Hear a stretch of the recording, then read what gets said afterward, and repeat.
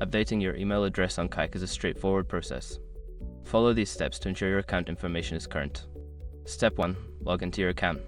Visit the Kayak website and click on the Sign In button. Enter your credentials to access your account.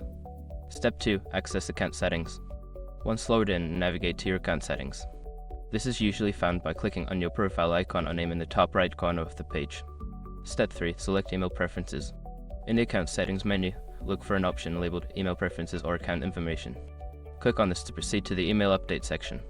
Step 4. Update your email address. Enter your new email address in the designated field. Make sure to double check for any typos to ensure accuracy. Step 5. Save changes. After entering your new email address, look for a Save or Update button. Click this to confirm your changes and update your email address in the system. Once you've completed these steps, you should receive a confirmation email at your new address. If you encounter any issues, consider reaching out to Kayak's customer support for assistance.